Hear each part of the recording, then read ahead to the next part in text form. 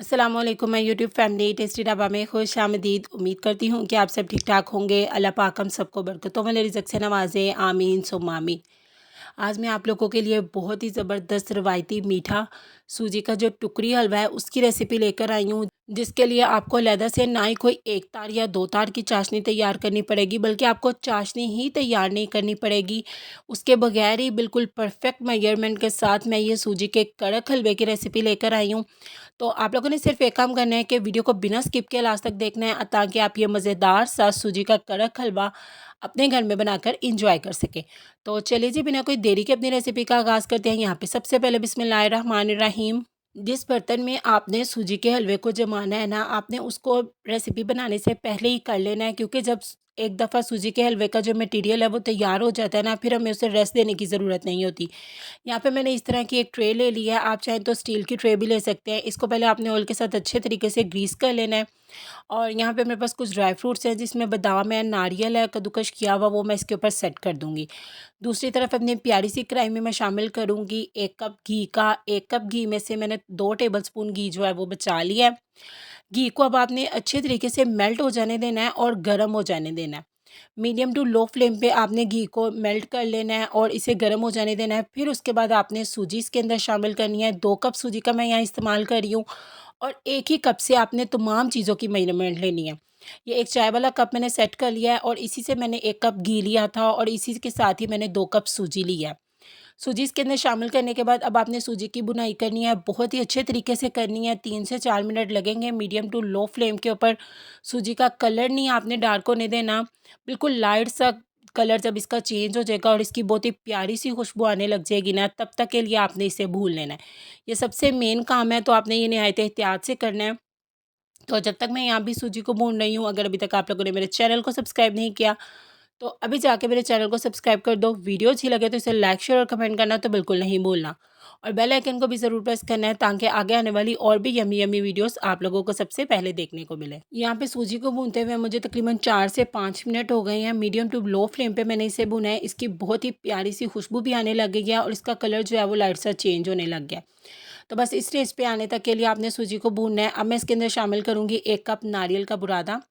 नारियल को कद्दूकश करके भी आप इसके अंदर शामिल कर सकते हैं। इसका बहुत ही मज़े का फ्लेवर आता है इसके अंदर, लेकिन अगर आपको नहीं पसंद तो आप इसे टोटली स्किप भी कर सकते हैं।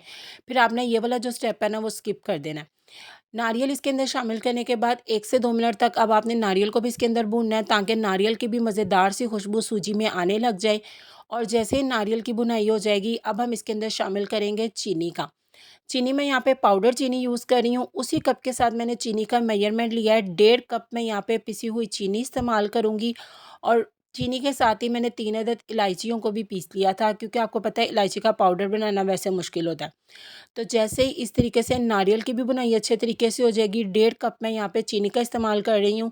1.5 कप चीनी इसके अंदर बिल्कुल परफेक्ट है, लेकिन अगर आप ज़्यादा चीनी यूज़ करते हो तो आप 2 कप तक चीनी यूज़ कर सकते हो। चीनी शामिल करने के बाद अब आपने इसे मिक्सिंग करनी है अच्छे तरीके से। जल्दी-जल्दी आपने हाथ चलाना है।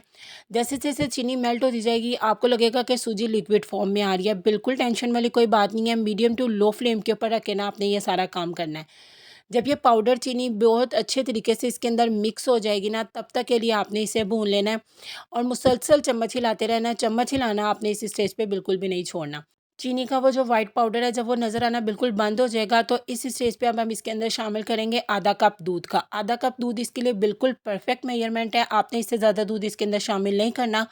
और जो 2 टेबलस्पून हमने घी भी बचा के रखा हुआ है, वो भी इस स्टेज पे आपने इसके अंदर शामिल कर देना है। अब आपने मुसलसल चम्मच हिलाना है और जल्दी-जल्दी चम्मच हिलाना है। अब आपने इसे ओवर कुक भी नहीं करना और कम कुक भी नहीं करना। जब आपने और घी इसके अंदर शामिल कर लेना है ना, तो आपने फ़ौरन जल्दी-जल्दी चम्मच हिलाना है। ये ना पैंदा अपना साइड्स जो है वो छोड़ने लग जाएगा।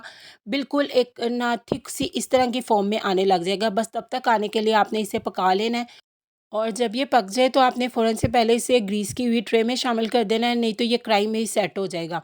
ट्रे में शामिल करने के बाद आपने इसे किसी चम्मच की हेल्प से सेट कर लेना है, नहीं तो आपने इस तरीके से टैप-टैप कर लेना है ट्रे को।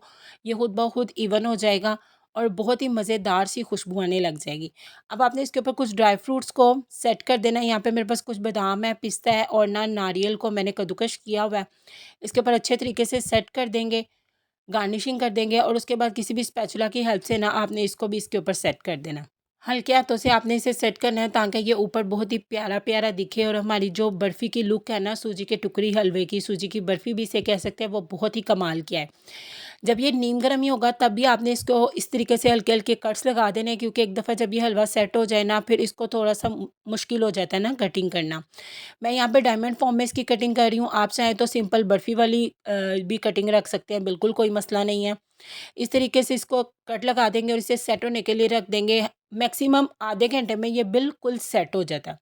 तो यहाँ पे देखिए आधे घंटे के बाद जहाँ पे हमने कट्स लगाए थे उन्हीं को मैं कट्स को एक दफ़ा फिर से छुरी के ज़रिए सेट कर लूँगी और उसके बाद अब मैं आपको इसकी कटिंग करके दिखाती हूँ और इसको निकाल के भी दिखाती हूँ कि कितनी ज़बरदस्त जो है वो हमारे सूजी के कड़क टुकड़ी हलवे की फाइनल लुक आई है। देखिए माशाल्लाह कितना ज़बरदस्त है। अगर आपने ऑयल से अच्छे तरीके से ग्रीस किया होगा तो इसी तरह टुकड़ियाँ ईज़िली निकल आएँगी और इसी तरह मैं सारी की सारी निकाल लूँगी। और ये देखिए माशाल्लाह माशाल्लाह इसकी फाइनल लुक कितनी ज़्यादा कमाल की है। बहुत ही माउथ वाटरिंग रेसिपी है ये। और अगर आप इसके में डालडा घी की जगह देसी घी यूज़ करते हो तो फिर तो बहुत ही कमाल की हेल्दी रेसिपी ये बन जाती है। मैं आपको एक पीस तोड़ के भी दिखाती हूँ। ये देखिए माशाल्लाह कितना ज़बरदस्त ये कड़क हलवा बन के तैयार हुआ है। तो आप लोगों ने मेरी इस रेसिपी को ज़रूर ट्राई करना है और फिर मुझे कमेंट सेक्शन में आकर बताना भी है कि आपको मेरी ये यमी यमी रेसिपीज़ कैसी लग रही हैं। दुआ में याद रखिएगा, अपना बहुत ज़्यादा ख्याल रखिएगा। अल्लाह हाफ़िज़।